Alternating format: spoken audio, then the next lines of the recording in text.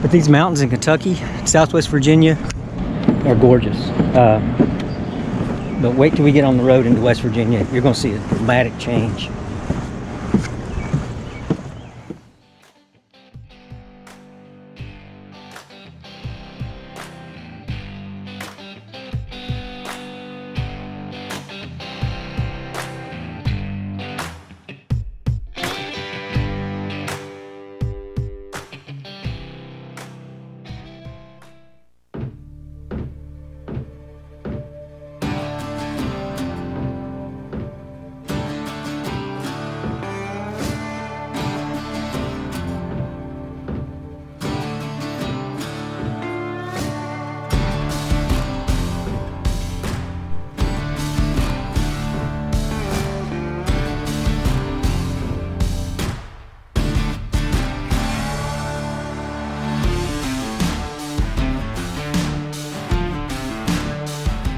All right, here we are at Aunt Betty's.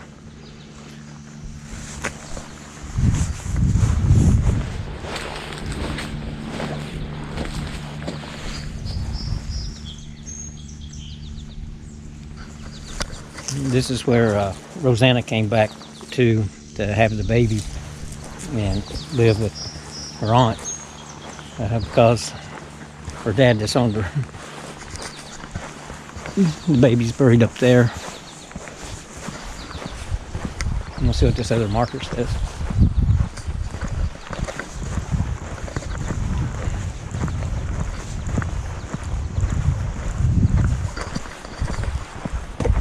Aunt Betty had a nice house.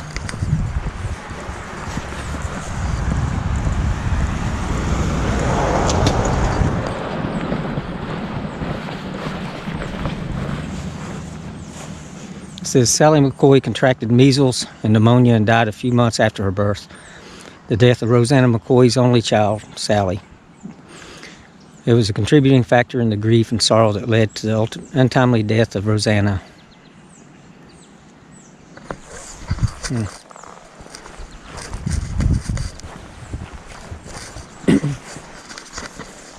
The Tug River is just right over there. You know, it's this place is wild. I mean, these mountains are so steep, and the hollows are just super narrow, and you only have this one valley. I guess it's Tug River Valley. So that's where everybody settled.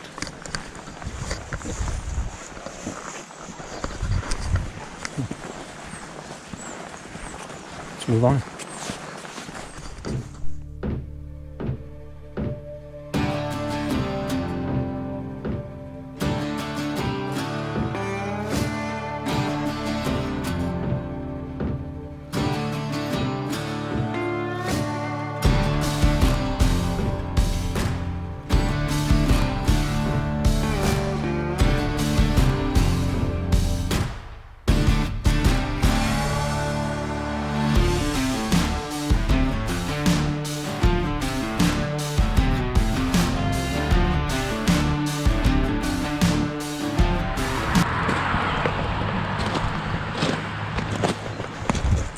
Well, this was the home site of the McCoy's. Obviously, it ain't these houses that got burnt down. After it burnt down is when he moved into Pikeville. The McCoy Cemetery is just right up the road, but it said closed. Here's where they buried their sons after the Hatfields killed them in the pawpaw trees. All that's left here is there's a well back there behind that house. There's people up there, but it's just an empty, an old well.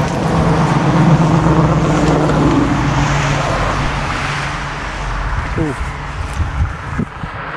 Moving on.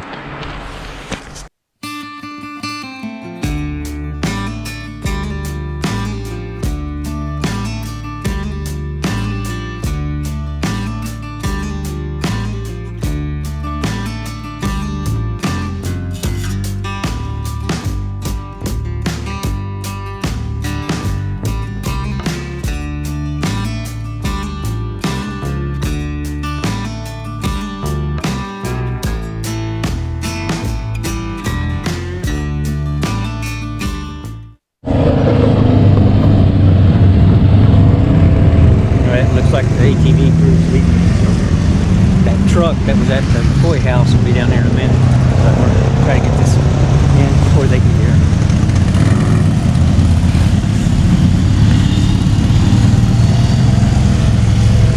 But this is the site of the hog trial.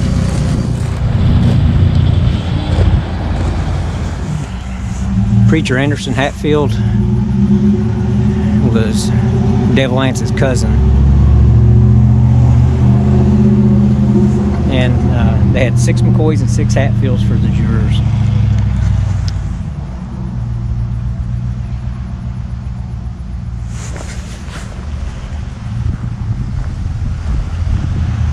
And this is where William Staten said that he seen Floyd mark the hog's ear that McCoy accused him of stealing, and so that justified his acquittal. And then later the 2 McCoy boys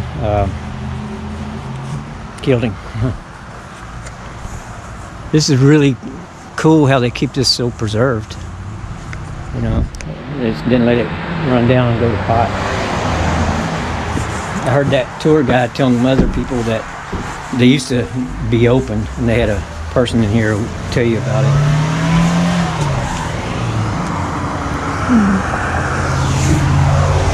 Yep, here comes that blue truck.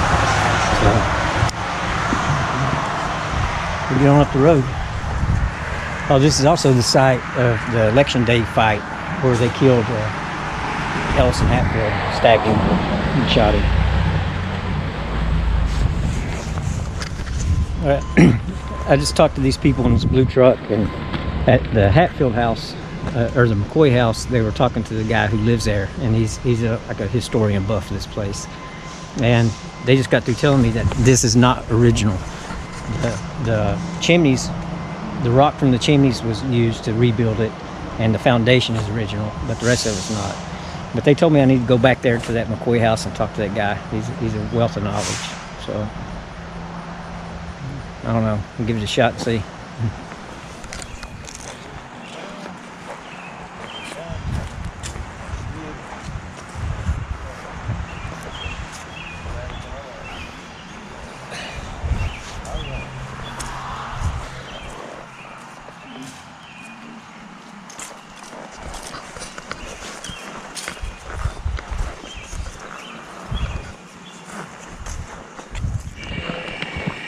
All right, this is the highlight of the trip.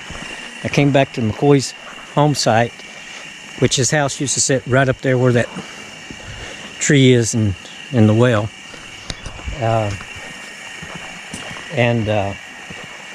The guy who lives here, he spent his whole life studying the Hatfield and McCoy feud, and he knows them all. You know, the actual, he met the actual son before he passed away.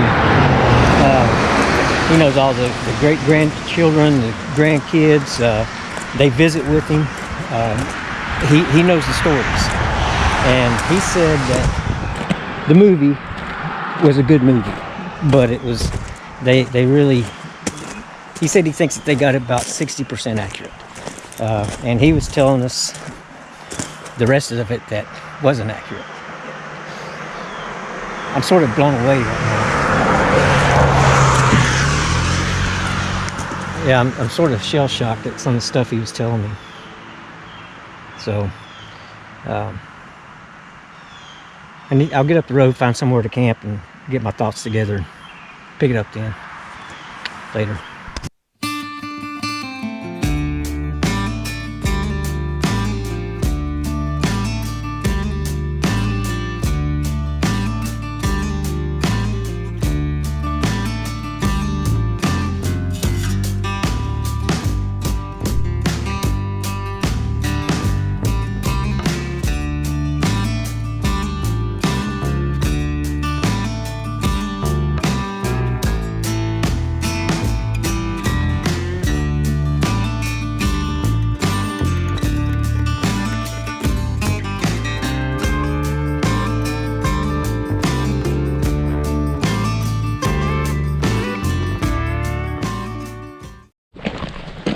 All right, Here we're at where the paw tree incident took place. 1882, the election day fight. Randolph McCoy's son Tolbert engaged in a heated argument with Devil Hatfield's brother Ellison, and it led to them stabbing Ellison and shooting him. And that's when the Hatfields got the boys, and once Ellison died, they crossed the Tug River right here and tied them up to pawpaw trees and shot them.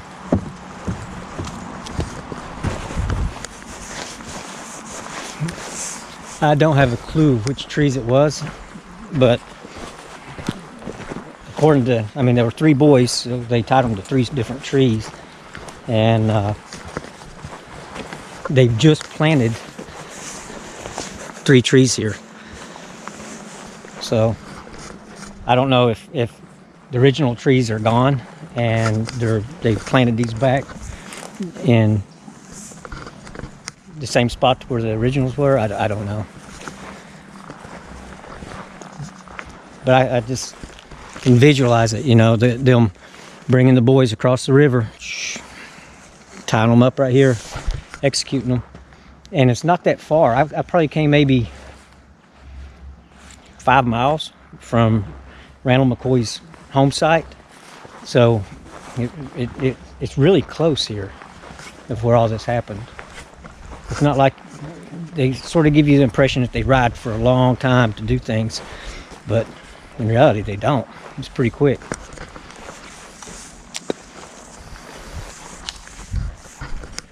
It's cool.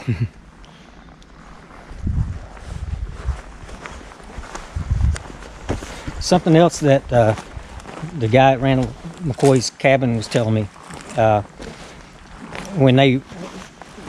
when Jim Vance and them raided the cabin and killed the other sons and beat the wife in, left her for dead, he showed us how they come into that little valley where he was living, and a couple guys stationed out up the road to guard the road. The rest of the McCoy or Hatfields surrounded the cabin up on the hills, and they just opened fire, and Randall escaped. They found bullets there dug out of the side of the hills from the gunfight. It's cool.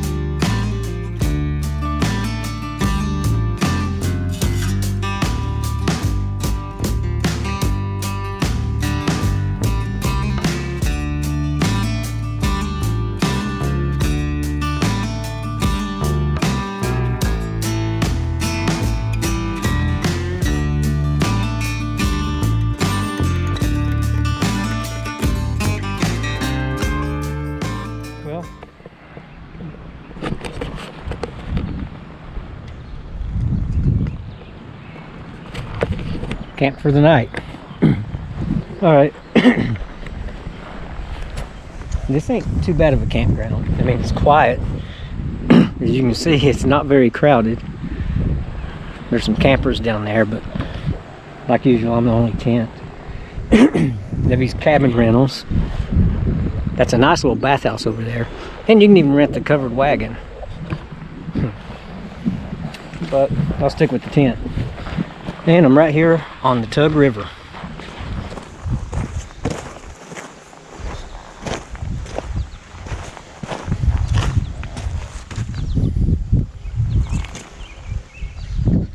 Here we are, right on the Tug.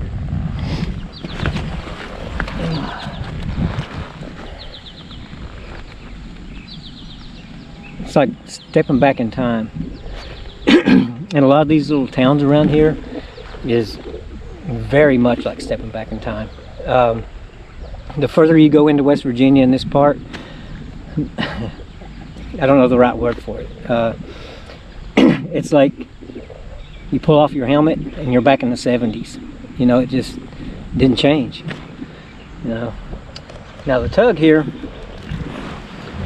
I imagine, was a whole lot cleaner back when in the late 1800s during the Hatfield and McCoy's battle.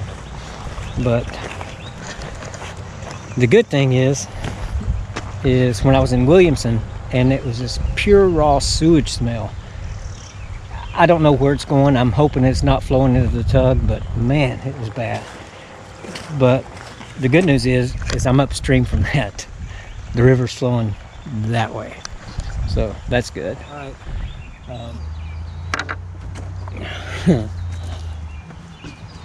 I'm going to try to summarize some of this. Watching that movie and riding through this country, looking at imagining what it was back in the late 1800s, during the Civil War, post-Civil War, and actually to this day. It just, your imagination runs wild, and it's intoxicating. It really is. If you get into it, it's really intoxicating. But the things that I knew about Hatfield and McCoy's, to be honest, you know, I've read articles online and stuff like that, but I based everything off of that History Channel movie with Kevin Costner, you know, which was great, great movie. And I wish I could remember that guy's name who lives at the old McCoy place, but man, he really put it into perspective. I mean, he is, it's like he devoted his life to this feud, and he's not a Hatfield or a McCoy, which is funny. I don't know. I mean, like he said, that movie was 60% accurate, and this is a quote from him. 60% accurate of a movie coming from Hollywood is very acceptable, but 60% of a movie coming from the History Channel is not, and I agree with that. You know, all kinds of things were different. Well, for instance, Cotton Top. You know, he's now this guy talked to the actual. Well, actually, he talked to Devil Anse Hatfield's son, his youngest son, and he was old. I think he said he was like in his 90s, but he met him, and they were talking about everything, you know. So they were talking about Cotton Top, and in the movie they portray him to be extremely mentally challenged. I'll say that, but in reality, according to him and his studies and the people he's talked to, Cotton was a little slow. He wasn't the sharpest kid, you know, but he said he was mean as a rattlesnake. Said that he could shoot, he would fight at the drop of a hat. He was just mean, you know. So the movie portrays him as being some innocent kid, you know, which according to this guy, he really wasn't.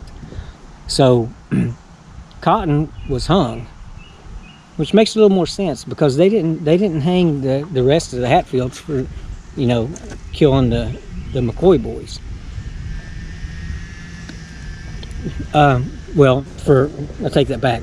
When they raided the house and supposedly Cotton shot the girl running away, but according to him, it could have really happened. Some more interesting facts that the guy talked about was the Hatfields were really, really prominent. Ellison, I think it was Ellison, his brother who got killed at the Election Day event, or stabbed and shot, was a high-ranking officer in the Civil War. And he was actually with Robert Lee at the surrender at Appomattox, which is pretty cool. Hatfields married McCoys. McCoys were with Hatfields, cousins, uncles. I mean, those two families were entwined. You know, it's sort of unfair to separate the two. But they portrayed Randall McCoy, in my opinion, as a coward and a wuss. You know, they made it like he snuck out. When they raided his cabin, he snuck out thinking that the wife and kids would be left alone if he left. I give him credit there. That saved a little face. And according to this guy, Randall McCoy was not somebody to reckon with. He was as mean as Devil Anse, and experienced. And he was way older than Devil Anse. It seems like he said he might have been 16 years older than him. You know, so in the movie they look comparable in age, but in reality they weren't. Randall McCoy was way older. And he said something that did not happen, that the movie played out, that it did, and really upset him because he's friends with that family, was later on, there was the house fire and Randall McCoy burned up with the house. He was in a pitiful, sorrowful, drunk, and stoking the fire and going crazy, and ended up burning up the cabin and burned himself up. That's how he died. That's not true. According to this guy, he was 88 years old at the time, and he was staying with his grandson in his grandson's cabin, and he was stoking the fire, and when he did, he fell into the fire, and he suffered burns along his body, but he didn't die from that. The cabin didn't get engulfed. They took him to the hospital, and he was treated for his burns, but he developed infections and pneumonia from all that, and that's what led to his death. Again, he was almost 90 years old, so that's something you shouldn't leave out in a History Channel movie. No, I agree. I've talked to several Hatfields in this area and several McCoys, and they all have some different story of why the feud happened in the first place. I tend to agree with the guy who lives in Randall McCoy's old home place. He said it was just things built up and built up and built up over time. You know, McCoy's brother fought for the North, which at the time West Virginia was a part of Virginia, you know, but Kentucky, Pikeville area was Union, you know, so you sort of fought for wherever you lived. That's just sort of how they did it, you know. So he fought for the North, and he got wounded, and he was medically discharged, came back, and just like the movie portrayed, yeah, they think Jim Vance killed him. All right, so and at the time of that happened, Randall McCoy was in a Union prison in northern Ohio. He probably didn't even know what had happened to his brother. So when he came back and found out, then yeah, that promoted some bad blood. Then there was the hog trials. That was just poking the fire. You know, the bad feelings had already begun, and when Randall accused Floyd of stealing his pig, then that whole trial was just more fuel in the fire, you know. And then there was the timber rights. So who knows? But every little thing just kept building up and building up and building up. And then there was the marriage and the baby, and it just kept blowing up. This is a very interesting thing. Earlier in the video, when I was at the McCoy place, and there was the other McCoy cemetery, that's where his sons were buried and his daughter from the raid. The guy who owns the property to that cemetery won't allow people to go up there anymore. You know, it's closed. You can't go in there. So this guy was telling us the reason why. At first, he allowed the McCoys to go in and visit their family. And after a while, he stopped. He wouldn't let the McCoys go in there. Well, McCoys took them to court, which it's law in all 50 states that you have a right to visit your family's cemetery on private property, whatever. You know, so they took him to court and won. So McCoys can go in there and walk to the cemetery, but other people can't. The kicker to that story is the guy who owns the property that the McCoy cemetery is on is a Vance. I think his name was James Vance or something like that. But if you remember, Jim Vance was probably the meanest one of them all. And so he's a descendant of them, and he bought the McCoy property, so he's still trying to keep that going by not letting people in there, you know, not letting the McCoys go visit their family. Interesting. And he said that a lot of the family members still hold grudges, and the feud is still in their blood. You know, they don't like each other. Then other people say, well, yeah, they get along.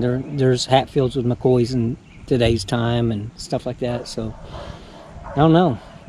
It's really interesting. So tomorrow, we've mostly focused on this area of the Tug and the McCoy side of the things. So tomorrow we're going to go deeper into West Virginia and get into the Hatfield side and see where that goes. So stick around. It's interesting. Later.